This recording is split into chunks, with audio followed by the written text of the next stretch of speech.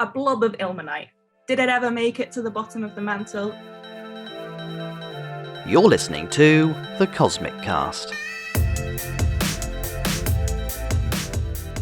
Hello and welcome to another episode of The Cosmic Cast, brought to you by the Earth and Solar System team at the University of Manchester. I'm your host, Marissa Lowe, joined by John Pernay-Fisher. Hello. Elliot Carter. Hello. And our guest today is Alice Turner, joining us from the University of Oxford. Hiya. Hello, Alice. Thank you for joining us. How are you today? I'm doing well. Thank you so much for having me. That's all right. Thank you for coming on. So I believe you're coming up to the end of your second year at your during your PhD, and you look at moonquakes, which, to be honest, is a phrase I've not really. I feel my brain does a bit of a double take when I see that, rather than earthquakes. So yeah, what are moonquakes? How do they work? Yeah, I still definitely do the typo thing of like writing earthquakes instead of moonquakes all the time. But yeah, they're basically the exact same thing as an earthquake. It's the ground shaking, but in this case, the ground is the moon. And the whole reason that we know about these moonquakes is from the Apollo missions. So they placed seismometers on the surface during Apollo 12, 14, 15, and 16. And I think the main idea of putting these instruments was to kind of record impacts, meteorites, the signals from those sorts of things. But actually, they shoved them up there and found out that the moon was seismically active. And everybody was a bit surprised. So I specifically study these deep moonquakes, and they're happening between 700 and 1,200 kilometers below the surface of the moon. Oh, so that's well into the mantle then. Yeah, it's like halfway to the center of the moon. So they're really deep, and that's part of what makes them so interesting. Is this is really where you would be expecting things to be behaving in a ductile way, but here we are having seismic events which are brittle failure, most likely. Yeah. I guess when we learn about earthquakes, I mean, at any point, like through school or at uni, we're mostly thinking about tectonic plates and the stress building up between those. So I suppose, why do we then see quakes on the moon when it's not really got like the same tectonic plate structure as the Earth? Yeah, it's a really interesting question, right? We don't have plate tectonics on the moon, so how are we getting moonquakes? Part of the clues that we get to explain this is that these deep moonquakes are happening about once a month, which probably suggests it's something to do with the tides. But that's kind of an unknown, really, because that's the only piece of information we have at the moment is, they happen once a month, must be the tides. But we have no idea about what other stresses might be acting inside of the moon. So that's part of the problem that I'm trying to tackle at the moment is what stresses cause the moonquakes. Yeah, how'd you go about tackling like that problem? So I guess much data do you have of these seismometers? Are they still running? I was going to ask, I guess, because it's mostly just Apollo data, isn't it? It's all Apollo data. So the instruments only ran for 7 years and then they shut them off, very sadly. So because these events were happening once a month, you ended up with quite a lot of them. These deep events were the most common seismic event that were observed, and you had 4 stations, and they're happening in lots of different locations. So there's lots of them, but the issue is the data quality. As you can imagine, a 1970s seismometer, a 1960s seismometer is really not up to par of the thing that we're used to dealing with this in seismology at the moment. So that's been one of the challenges that I've been dealing with. I guess the way in which some of the numbers are being crunched have changed over the years, haven't they? So I guess, is that a sort of a new way that you've been able to extract sort of new information from this old data set? You would think people would have tried more things, but there really was kind of like an initial burst of excitement about these moonquakes when the data originally came out. And things just kind of tailed off after that. And so, yeah, I'm coming back to this problem. The data's really old, but maybe I can think about different ways of trying to deal with this. And I think part of the issue is because it is pretty hard and you do have to think of different ways. Part of the problem is if you imagine the moon, the top layer that you have is really cratered. You can see that when you look at the moon. And that's because stuff has hit it a lot, and that has made the top layer really fractured. And when you have seismic energy traveling through this really fractured layers, it just bounces off everywhere. And so you end up with a really complex waveform. It lasts for a really, really long time.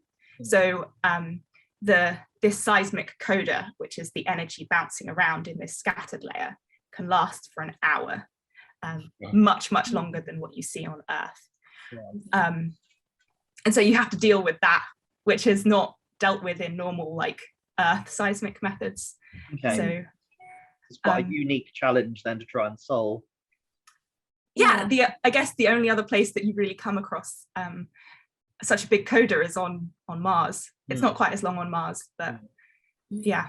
Because when we say sort of seismic events on the moon, I mean, I'm guessing they're quite minor in terms of Earth events. I guess if you were to be stood on the surface of the moon, it wouldn't be like, say, one of the massive earthquakes that you might see in like Japan or on the west coast of America or something like that then.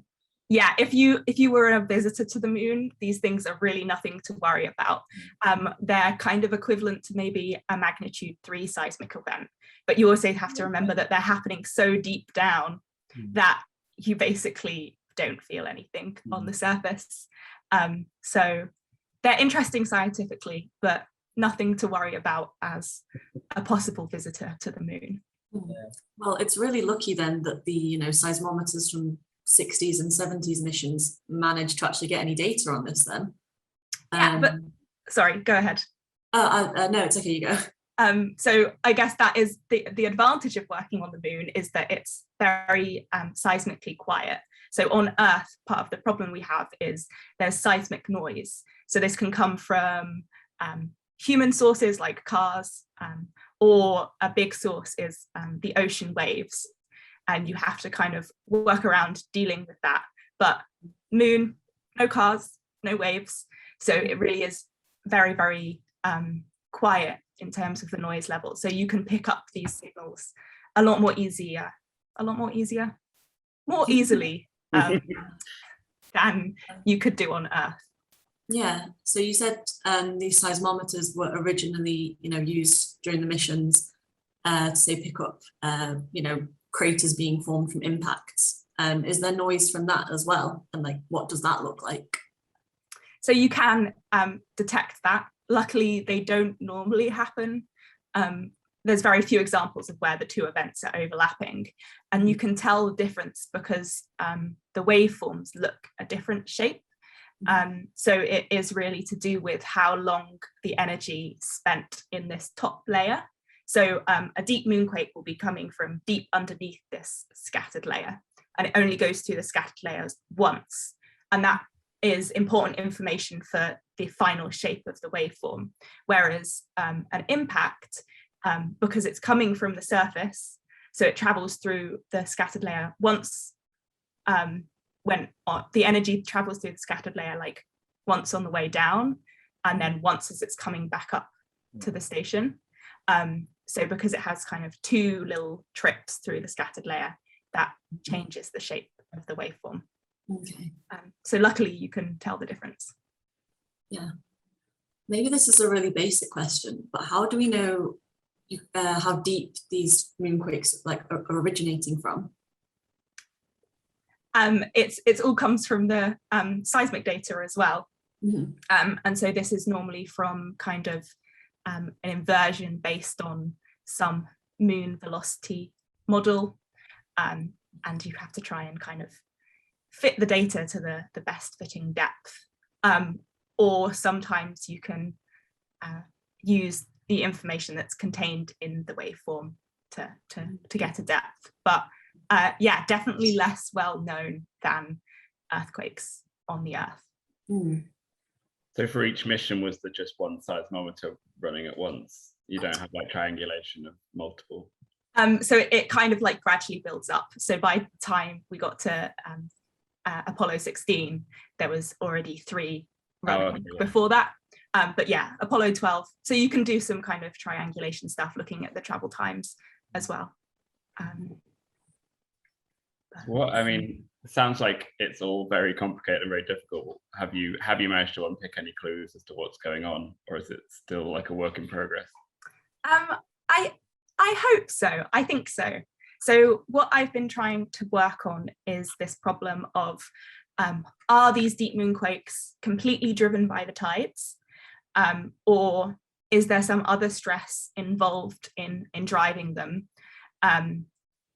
So the monthly occurrence would just be because the tidal stress gives that little extra kick on top of some other big long-term stress that's probably related to when the moon formed, because there's no active tectonic processes.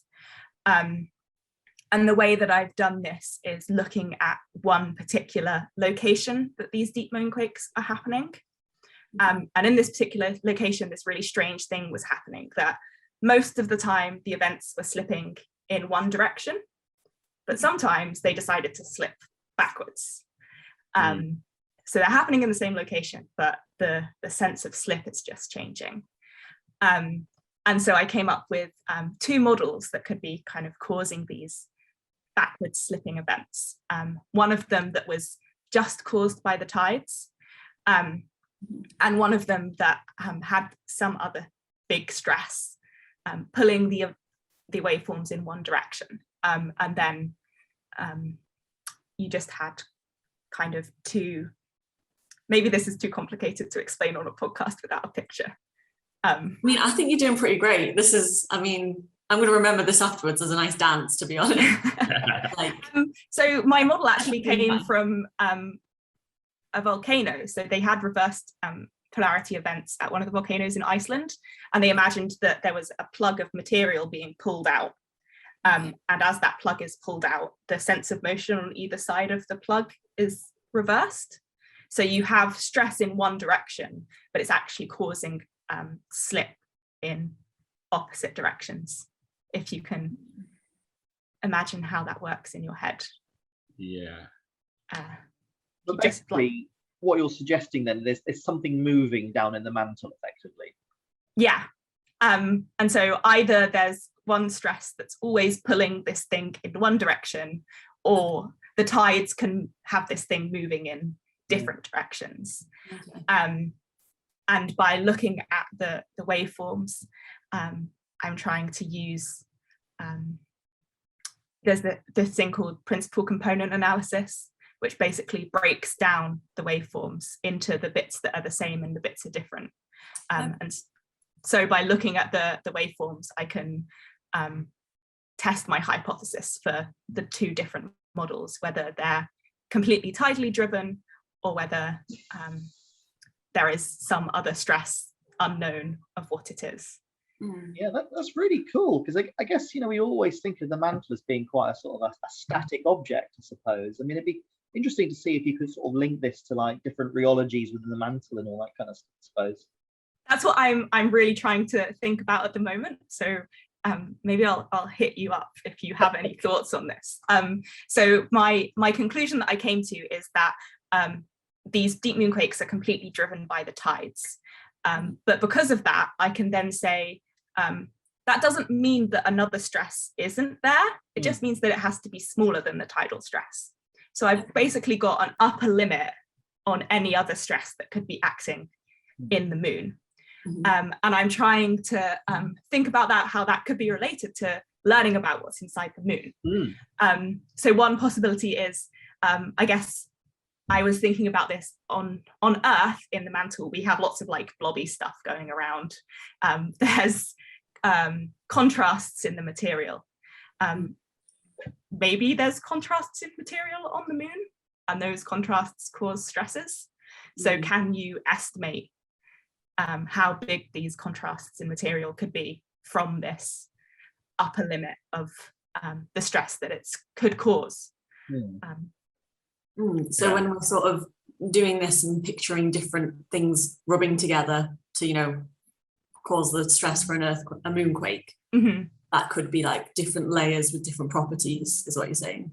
Yeah, it could be. It's something I've been thinking about, but definitely not my field. So it's been a lot of like, dear so-and-so, have you ever thought about stuff inside the moon? Let me know. Would be really helpful. Thanks. Yeah.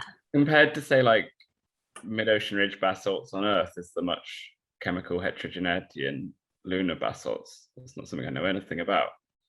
Like, is there a depleted reservoir on the moon and an enriched one, or?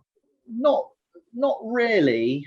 I mean, but so I mean, the major thing, well, for starters, there's still a lot of people debating whether you get like a garnet transition at some point in the moon.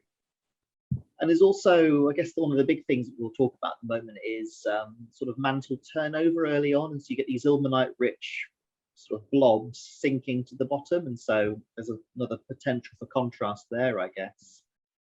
But yeah, it's these ilmenite blobs that is what I was in my head. I'm like, a blob of ilmenite. Did it ever make it to the bottom of the mantle? And if it didn't make it, what's it doing now? And is it causing stresses? Yeah, I guess we just don't know really. I guess there's been lots of numerical models to try and simulate what would happen during a turnover event, but yeah, we just don't know, do we, I suppose?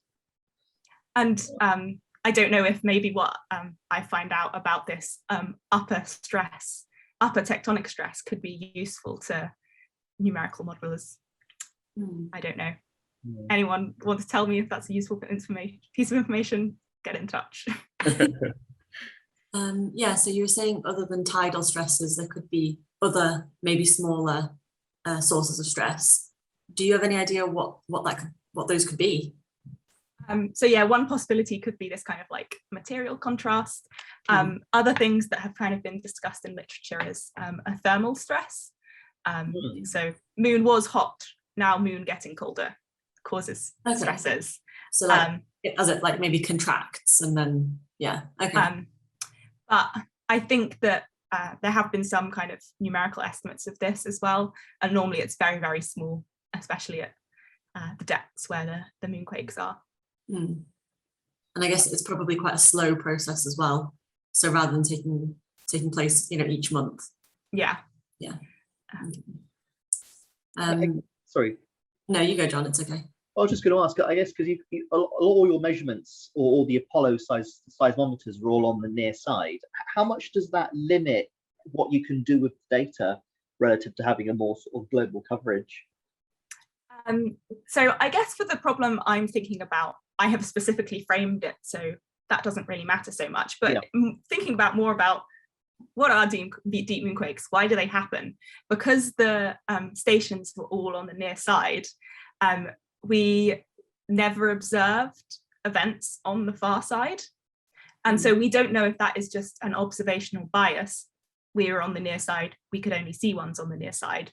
Or there is some structure in the interior of the moon that's causing the deep moonquakes to only happen on one side, which actually, when you think about it, probably isn't as crazy as it sounds, because the moon really is like split in half. It already has lots of dichotomy.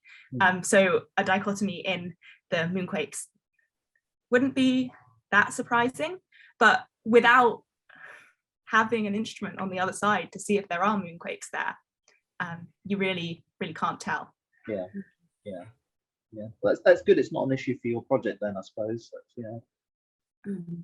A slight tangent, but if these things are mainly caused by like a force between Earth and the moon, does the moon cause earthquakes on Earth?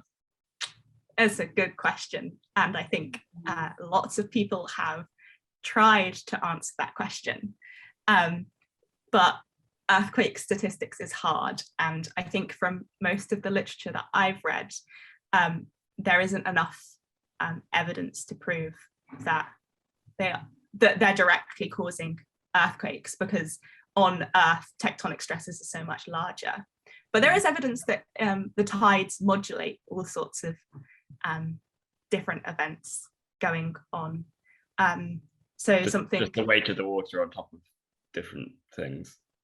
Yeah, so if you imagine a fault, it's like two pieces of rock pushed together, and sometimes the tides will be pushing down, and sometimes as you go round in the tidal cycle, it can be then reduced, so you end up kind of like unclamping your fault, which can allow for slip. And I think this is what some people in the group in Oxford have thought about in terms of kind of like slow slip and tremor, which is kind of like a different type of seismicity that you get. So I guess we've talked a lot about how you're working from very few jigsaw piece puzzles here. Are there plans, on future missions or like any mission proposals to get more data on this? Yes, I'm very excited. So in 2024, they're going to put a seismometer on the far side of the moon, and it will answer all of our questions and be amazing. Well, stay tuned. Yes. Yeah. So this it's a NASA mission, and one of their science questions is this question of, do you get far side deep moonquakes? So at least it's still in people's minds, and they're going to address it. Yeah, that's really good. Which mission is that? The Artemis mission. Ah, okay. Yeah. I think they're going to the Attican Basin, so it's like the pole, but it should be. Oh yeah. Oh, that's good. So yeah, I believe during the lockdown and chaos of the past year and a half, you have also turned your sights to terrestrial earthquakes. That seems a bit redundant. Looking at earthquakes as well. So yeah, how was that linked into your project? So I'm at the moment looking at some repeating earthquakes in Northern California.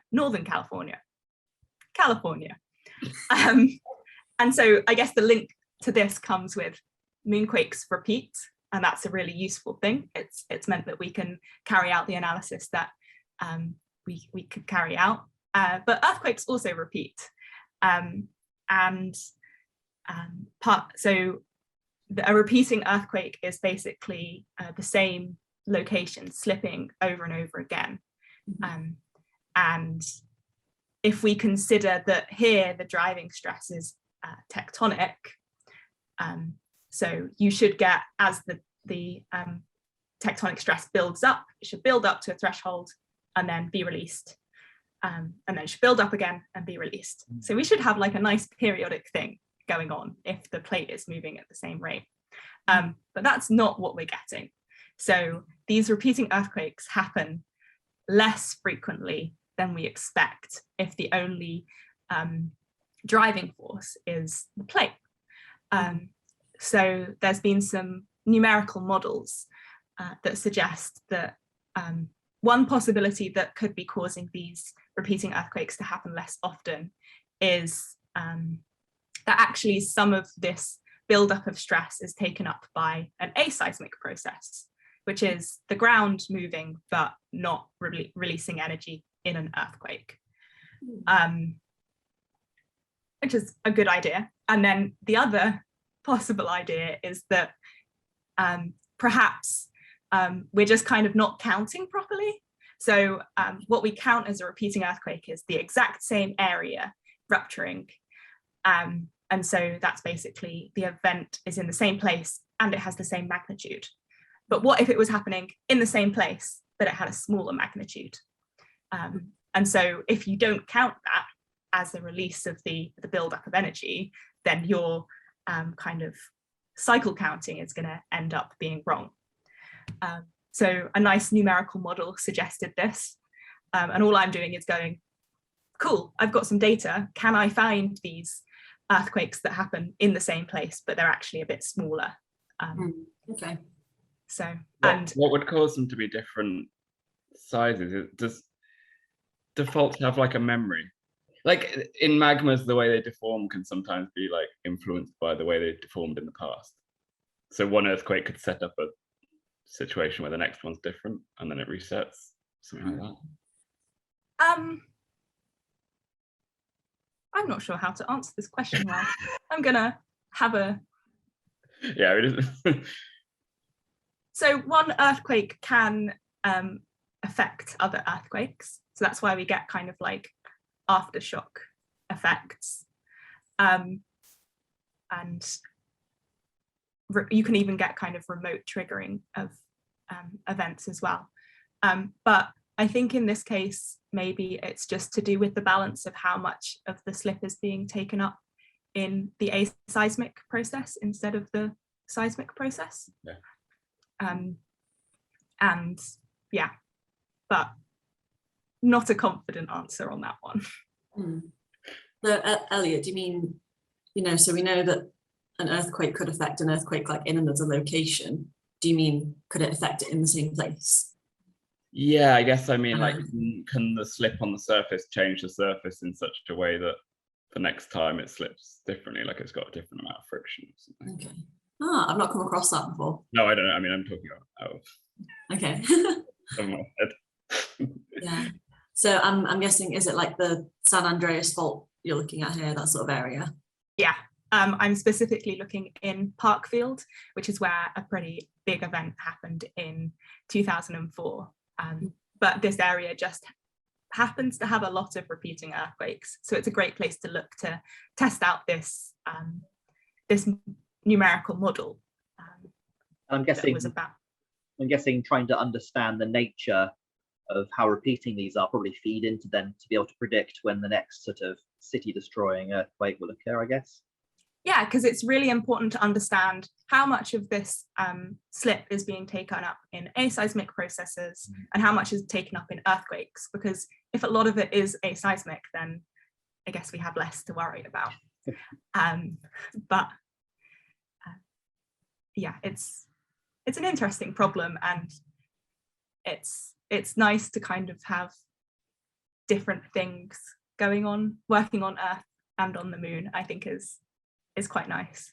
Yeah. But yeah, I imagine a lot of the techniques you're sort of using to analyze like the different waveforms, are they quite similar then? So a lot of signal processing is very common, but at the moment it's just kind of a lot of staring at my computer with Python and fighting with that, which I guess is probably common to all of us here. It's too familiar from the past year and a half, too familiar. I actually don't know any Python, I'm ashamed to say. No, geochemists just use Excel spreadsheets. I mean, that can be frustrating as well. Way above my head. Yeah. And I guess through all of this, I guess you've not had a chance to get out to California either. No trip to the moon for me, no trip to California. It would be nice, and I'm crossing my fingers that things start to open up soon. I would really love to be able to go to LPSC or something like that as well. Yeah, definitely. Yeah, I've missed it the past couple of years. Like I've not been at any point, so I would love to go. Yeah, one day. So I guess all the terrestrial seismic data, is that all freely available through the USGS then, I guess? Yes, this is the brilliant thing about studying seismology is data. It's just available pretty much most of the time. If you have a problem you can think about, you can probably find some data, which I always forget is not the same with other fields, that people actually have to go out and, put in some effort to collecting their data instead of just going, I want some earthquakes. Go online, download them. Then you've not got any excuse for why you've made no progress in a year. Obviously, there are kind of some specialist data sets, kind of like where people have maybe gone to Antarctica and they're looking at glacial earthquakes, or other kind of like field deployments where it's not so publicly available. But most of the time, if an earthquake happens, anyone can go ahead and have a look. Right. Just as it should be, really. Freely available data. Yeah. Yeah, and it must be nice working with the California data because you're constantly getting new stuff as well. So yeah, looking forward to 2024 when there's more than, did you say 7 years before for instruments? Yeah. And the big advantage of working in California is it's like every seismologist's favorite place to work. So there's a whole mountain of like previous work, and I'm using a catalogue of events that someone else has picked out and has decided where the location is for me, so I don't have to do anything like that. Whereas things on the moon, there's definitely a lot less literature. Yeah. I think what amazes me about some of the lunar data sets, though, is how 50 years on, they're still such a relevant data set, and how people are still working on it. I think that's a real testament, though, to what all the people did 50 years ago. Yeah, I think, and even talking to people on the podcast who like work with samples, it blows my mind when you hear that, oh yeah, this whole meter of rock, we've never opened it before, and it's like 50 years old. Like, yeah, I find that really cool. Yeah. I love that all of the people kind of on the original mission are still so invested. So the kind of like the moonquake guy is this guy called Nakamura. And he's still like, I know other people who are working on the data, if you send him an email, he'll reply and is still like really interested in what's going on. So, I mean, if I had done something so impressive, then I would also be invested on still what's going on. But so cool. So Alice, how on earth did you start studying moonquakes? So I guess I kind of got into this. I studied deep earthquakes for my master's, which have kind of similar problems. They're happening really deep, where we expect things to be behaving in a ductile way, and trying to work out what's going on there. And then this PhD project on deep moonquakes was advertised, and I was like, you know what? I think I could have a stab at that. So it was really just jumping across a planetary body from Earth to the moon is how I ended up doing that. Yeah. So did you want to get into sort of earth science for a long time, or did you stumble into it like some people do? I did, for instance. So I guess I thought this was a fairly normal thing, but speaking to people more recently, I actually did my undergraduate degree in geophysics specifically. Oh, right. So at the age of 17, I was like, yes, geophysics, which is, looking back, probably a brave decision. I had no idea it was so controversial. Pardon? Where did you do that? At UCL. All right. So I would love to have some kind of like grandiose reasoning for studying geophysics, but it was very much like, oh, I study physics, I study geography. What happens if you combine those two things? You get geophysics. So that's cool. I mean, yeah, when I was at Durham, there was also a geophysics course there at the same time. And I mean, it sounded really useful in terms of putting a bit more focus on maths and coding in geology, which, I do think a few courses are missing. Like, I wish I'd done a bit more of it. So I do find people who've done geophysics, they've got their head screwed on for maths, which I don't always. I'm always the other way, though. I'm like, someone gives me a rock and I'm like, I have no idea what's going on. I wish I knew. Yeah. I mean, that's fine then if you do things for the moon, you might not be handed as many just random moon rocks. Yeah. I guess we've got sort of one final question, really, which is something we like to ask all our guests that come on, really. I suppose if you hadn't gone down that route of geophysics when you were 17, what else do you think you might have sort of gotten into if you weren't getting into science? So I think my A-level decisions were a little strange. So I originally chose to study physics, chemistry, French and geography. And I really loved French. And then about halfway through my A-levels, I decided that I wanted to apply to geophysics. I was like, I really like geography, I really like physics, but to apply, you need to do maths. So I dropped chemistry, confusingly, to change to maths, and then taught myself kind of like the maths that I had missed in the first half of that year, and then went on to teach myself further maths.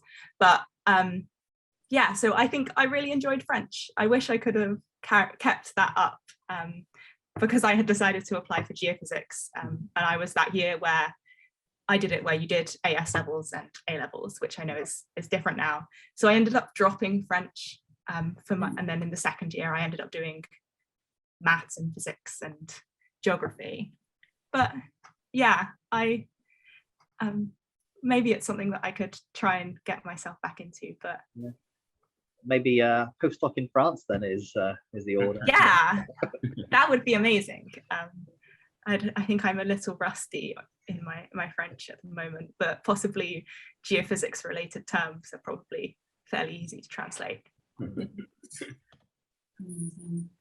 Well, thank you so much for coming on and chatting to us, Alice. It's been really nice to hear more about your project. And yeah, best of luck for the next couple of years, I guess. Thanks. Yeah, wonderful. So thank you to anyone who's been listening at home. All the links to our social media will be on the end screen and in the description. So until next time, thanks everyone. Bye. Bye.